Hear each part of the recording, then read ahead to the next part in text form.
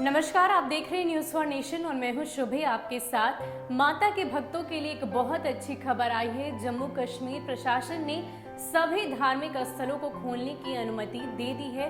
हालांकि इसके लिए बहुत सारे गाइडलाइंस दिए गए हैं जिसके तहत ही भक्त माता का दर्शन कर पाएंगे। इन सभी रूल्स रेगुलेशन को आपको फॉलो करना होगा, तभी आप माता तक पहुंच सकते हैं। बता दें आपको कि करीब 22 मार्च के बाद से वैष्णो माता का जो पट था वो बिल्कुल ही बंद था। कोई भी श्रद्धालु वहां तक नहीं पहुंच सकता था। इस कोरोना के दौर में पूरे देश भर में सभी धार्मिक स्थलों को बंद कर दिया गया था। हालांकि अब अनलॉक की प्रक्रिया के तहत अब जम्मू कश्मीर के भी सभी धार्मिक स्थलों को खोलने की अनुमति मिल गई है। वैष्णो माता तक पहुंचने के लिए आपको किन गाइडलाइंस को फॉलो करना होगा, ये सारी गाइडलाइंस आज हम आपको इस वीडियो में बताने जा रहे हैं। केंद्र सरकार द्वारा जारी सभी दिशा निर्देशों का सख्ती से पालन करना अनिवार्य होगा। जम्मू कश्मीर प्रशासन द्वारा जारी गाइडलाइंस के मुताबिक जिला मजिस्ट्रेट को सभी निर्देशों का भली भांति पालन करना होगा। डीएम को कोविड-19 की स्थिति के मुताबिक किसी भी धार्मिक स्थल को खोलने या बंद करने का पूरा अधिकार होगा। प्रशासन द्वारा जारी आदेश में कहा गया है कि धार्मिक स्थलों का काम देख रहे संगठनों को कोरोना वायरस बचाव समिति बनाना अनिवार्य है, जिसमें कि उनके वॉलंटियर्स, सेवादार और कर्मचारी हो सकते हैं। साथ ही साथ सरकारी आदेश में ये भी कहा गया है कि जम्मू कश्मीर के सभी जिलों में लोगों के लिए धार्मिक स्थल खोलने की मंजूरी तो दे दी गई है। हालांकि 60 साल से ज्यादा की आयु वाले और पहले से बीमार गर्भवती महिलाएं और 10 साल से कम के बच्चों को घर में रहने की सुझाव दिया गया है। धार्मिक स्थलों की देखरेख कर रहे संगठनों को इसका अनुपालन कराने के निर्देश दिए गए हैं। सभी श्रद्धालुओं को ऐसी जगहों पर हर समय 6 फीट की दूरी का ख्याल रखना होगा। प्रवेश द्वार पर भी यह नियम लागू रहेगा। इसके साथ ही मास्क पहने हुए लोगों को ही प्रवेश दिया जाएगा। मंदिर परिसर में सिर्फ बिना लक्षण वाले मरीजों को ही एंट्री दी जाएगी। लोगों को मंदिर परिसर में प्रवेश करने से पहले अपने हाथ पैरों को साबुन से अच्छी तरह साफ करना होगा।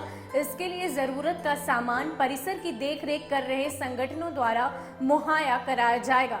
धार्मिक स्थल पर मूर्ति, विग्रह और पवित्र किताबों को छूना वर्जित होगा। इसके साथ ही अगले आदेश तक परिसर में किसी भी तरह के धार्मिक आयोजनों की इजाजत नहीं होगी। सिर्फ अकेले ही प्रार्थना करने की इजाजत होगी। पवित्र पानी छिड़कने, प्रसाद आदि बांटने की भी इजाजत नहीं दी गई है।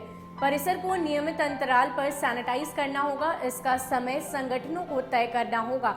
इसका ब्यौरा भी संबंधित धार्मिक स्थल प्रशासन को रखना होगा। श्रद्धालुओं के फोन में आरोग्य सेतु ऐप डाउनलोड करना अनिवार्य है। इसके साथ ही जूते चप्पलों को गाड़ी में ही उतारने का सुझाव दिया गया है। प्रार्थना के लिए इस्तेमाल की जाने वाली दरी या चटाई श्रद्धालुओं को अपने घर से लानी है और वापस ले जानी होगी।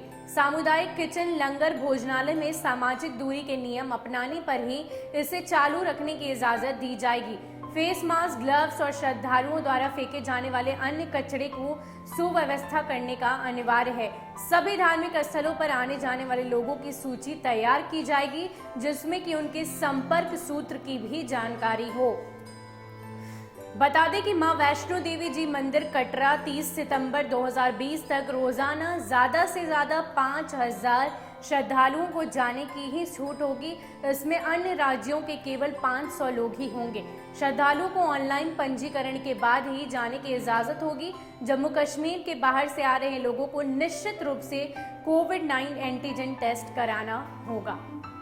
तो ये तमाम गाइडलाइंस हैं जिसके तहत ही आप माता के दर्शन कर पाएंगे। इसमें ये भी बताया गया है कि बिना थर्मल स्क्रीनिंग के आप वहां नहीं जा सकते हैं। साथ ही साथ अगर आप किसी और राज्य से आए हैं या किसी और देश से, तो आपको अपना कोविड-19 टेस्ट कराना होगा। उसके बाद ही आप मंदिर परिसर में प्रवेश कर सकते हैं। इससे पहले आपको प्रवेश की इजाज़त नहीं होगी। इसके साथ ही साथ केंद्र सरकार ने ये भी कहा है, वहाँ के जो जिला अधिकारी होंगे उनके निर्देश पर मंदिर कभी भी बंद और खोला जा सकता है। अगर वहाँ किसी भी तरह की परेशानी महसूस होगी तो तुरंत ही डीएम को ये आदेश है कि वो आसानी से अपने ऑर्डर के तहत मंदिर परिसर को बंद रख सकते हैं। तो फिलहाल के लिए इतना ही। ऐसे ही अपडेट्स के लिए आप हमारे साथ बने रहिए और देखते रहिए न्यूज़ फॉर नेशन। नमस्कार।